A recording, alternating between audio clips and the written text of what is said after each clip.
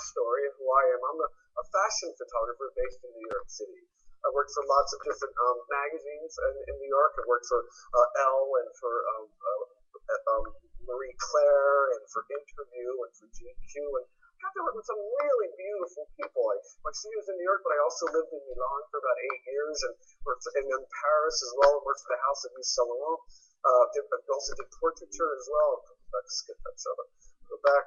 So we did lots of different. I worked for lots of different magazines, lots of great clients, but I was always told every single day who was beautiful.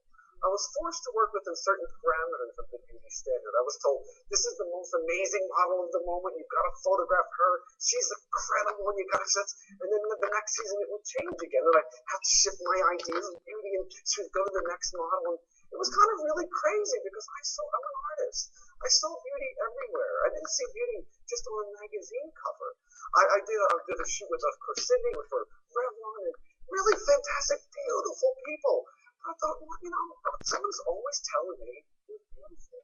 And it was kind of frustrating. I left my studio one afternoon in New York and I was walking down Park Avenue, and I saw waiting for a bus at the corner of Park and 20th this gorgeous kid. She had long, white, beautiful hair, pale skin. She had a genetic condition called albinism. Didn't know much about it, but she was stunning, and I had never met a model like this before. And I went to grab her and said, I have to take your photograph, you're amazing. And the bus came, she got on, and she took off, and I was really glad because she was 12, and I'd be in prison at the moment. But it was extraordinary to see this kid. So I continued right down to Union Square to choose Barnes & Noble, started pulling any books or any information I could about this genetic condition, albinism. And I found really kind of sad images. I didn't find images of this kid. I found images of people sitting in hospital beds, looking sad, looking downtrodden, looking just images of despair. I found images of a bright red eye, the albino eye. I'm thinking, this kid had beautiful blue eyes. She didn't have red eyes. And then I started seeing images from Africa where kids were surrounded by tribes pointing spears at them, or in cancer wards and clinics where they're just in beds, and images of illness, of sadness, of sickness. And then I started going through those same medical textbooks and started finding these typical images of kids and adults in their underwear against walls in doctors' offices with a black bar across their eyes saying, disease. This is a disease, defined by a disease. I was like, this is crazy.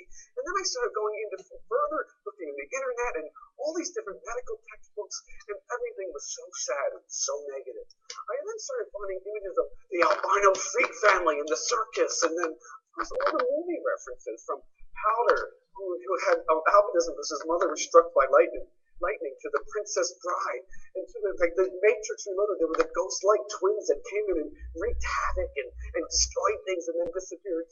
Even most recently, the Da Vinci Code, where it was like the evil albino driving around Paris at night, killing people, shooting at people. Well, I found out through my research that people with albinism have a visual impairment. There's always vision, but they're considered legally blind.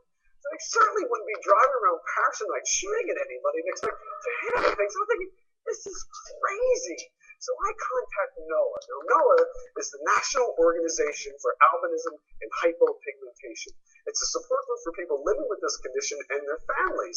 And I'm like, hey, I'm a fashion photographer. Let's show the world the beauty of albinism. And they said, get lost. And I'm ready for a system. Like, what are you talking about? And they said, they made it very clear to me about their fears of exploitation. That every time there was a magazine article that came out about a kid with albinism, it was a story about a victim.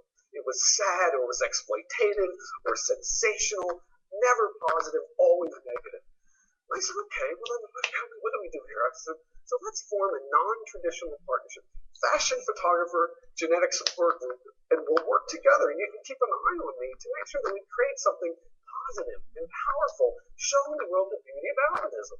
And they said, okay. And I was like, fantastic, let's do this. So in walks the first person I'm about to photograph. Her name is Christine, and Christine is a knockout. Long white hair, really tall. She's stunning. She walks into my studio. The way that she walks in, though, instead of this gorgeous girl, she walks in like this. Her head's down, her shoulders hunched, one word answer. She looks for no eye contact. This kid has been teased her whole life because of her difference. And it was so apparent in the fact that it left her with zero self-esteem. I'm thinking, oh, this kid is she's just so fragile. And just the day before, I was shooting Cindy on the same set in my studio. I'm thinking, why I have to be so careful. I said, no. Out of respect for this gorgeous kid, I'm going to photograph her like I would anybody else. So the fan went on, the music went on, and I grabbed a mirror that was next to the set, and I held it up to her, and I said, Christina, look at yourself. You're magnificent. And she looked in the mirror, and she got it. And she went from this to that.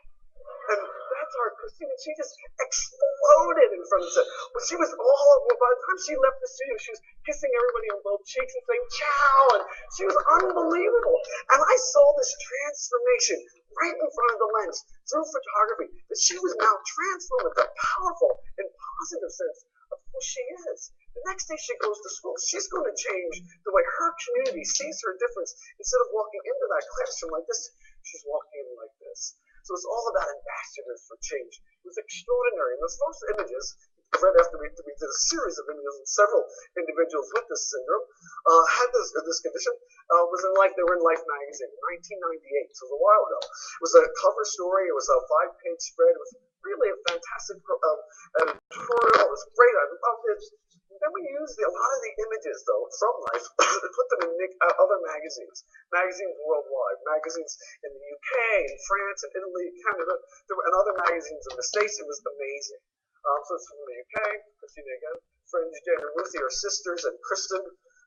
That's Lauren. We did a campaign for sunglasses. A lot of the kids with this condition are photophobic, so they have a real strong light sensitivity. So we thought perfect for an eyeglass campaign, a sunglass campaign. The People magazine did a great story. So it was circulating things where people were saying all this great stuff. It was fantastic. So I was getting calls. From the UK saying, well, we just sold this spread. Can you come and photograph our kids with this condition? Can you come? We have a support group here. Can you come and meet our families? People in Africa were calling the same. New Zealand, can you help us start a support group? I'm like, fantastic, this is great, let's do it. So I would travel all these places as I was shooting and doing my commercial work. I was at a local chapter conference in Philadelphia, small family conference, about 40 families, did my presentation of kids with albinism. This mom came up to me, she said, my son Randy, when he was a little boy, he'd come home from school, and I could see the kids were teasing him and he'd be in tears. And I'd buy him an ice cream cone or a toy truck, and he'd forget about it. She said, now he's in high school, he comes home from school, I could see the pain, the anguish in his eyes. He walks in, walks right past me, goes up to his room, slams the door, and I don't see him until the next day.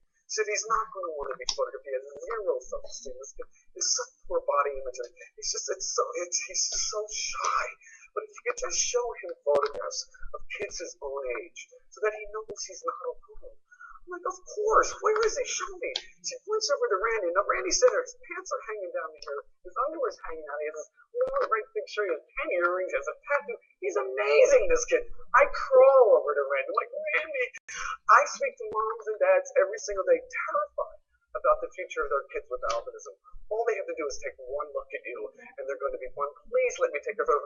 Your mother said, she told me that you didn't want to be photographed. He's like, wait, he said, Rick, what do you mean? I said, you have to understand, I'm 16 years old. I don't talk to my mother.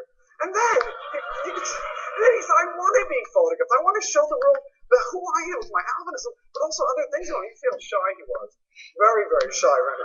But Randy created early days in this idea of this nonprofit group, Positive Exposure, the idea of networking stories, sharing experiences and the images around the world. I'm going to quickly go through albinism. I was very interested at that point getting calls from everybody in the world to find out more about this idea, a message about albinism or perceptions of people in communities about the syndrome albinism. So I started hearing about stigmas and discrimination. And what I looked at is really trying to explore cultural perceptions and attitudes towards this condition. This is my friend Gladys Neera, who's a Kuna Indian in the San Blas region of the world, the San Blas region of Panama. She's extraordinary. So the incidence of albinism is about 1 in 20,000 worldwide. In the Kuna Indian, it's 1 in 125, the highest incidence in the world. We went to Fiji, actually, where we found out at the turn of the 19th century, a tribe could not hold their territory. Let's say somebody with albinism in a powerful political position. And Keke, my great friend Keke, I photographed in New Zealand. She's from India, from Delhi, but her family left Delhi because she was getting death threats. Now I'm thinking, this is horrible. They had to move. She's 8 years old, And we actually started a support group in Delhi and found out that there are many kids that we work with in the communities after we started this group in India that have had really positive experiences. So one of the things we want to make very clear is that we're not making generalizations about a community or a culture and their reaction to people that are different. Keke's experiences were very different, but we've had many kids there that have been embraced by their communities throughout India. Great friend Suwana from Korea. Tom, who was just adopted by an American family from China. It's my great friend Harry from Puerto Rico. Natalia, she and I started the first albinism society in Russia. Maizan and her sister and mom in Malaysia. Kiara, all she ever wanted to do was be a dancer. She was told that because of her visual impairment, she'll never dance. She'll never be able to follow the choreography or the dance steps. Never. She's like, oh, but she's like, they said, find another love, another passion. She's like, no. She's New Zealand's Celtic dance champion and just started a school for dance for kids with visual impairment. My grandmother zipped through this. Roz from Australia. I spent a lot of time in Africa where there's a high incidence of mortality associated with albinism due to skin cancer. So my friend Siri, who when she was born, the father's family put her out of the house, thinking she was cursed. Put her out of the house, and mom, not knowing what to do, put Siri in the sun to get her dark like her brothers and sisters. So you say it's all sun damage. This is a great friend. A lot of kids I met throughout Africa were put in schools, special schools, schools for the blind. Not because of the tools are better there for kids with visual impairment, but more importantly, because the teasing was so great, the discrimination is so great, these kids don't do well in mainstream schools. I started an albinism society in Kenya with my friend CK, who actually went to a mainstream school. I'm like, CK, how's it possible you went to a mainstream school? Nobody in Africa goes to mainstream schools. She said, it's because of my twin sister, Daphne. Like, fantastic. She said, yeah, Daphne, we get all the work off the board and things I couldn't see. She'd help me with it. When the type was too small, she'd blow it up for me. She said, but more importantly, when kids would tease me, Daphne would beat them up. So on a sadder note, I'm spending a lot of time in Tanzania where witch doctors are saying, bring me the bones of an albino and I'll make a potion that will make you rich. So we're working very closely with the government there. They've been there 6 times in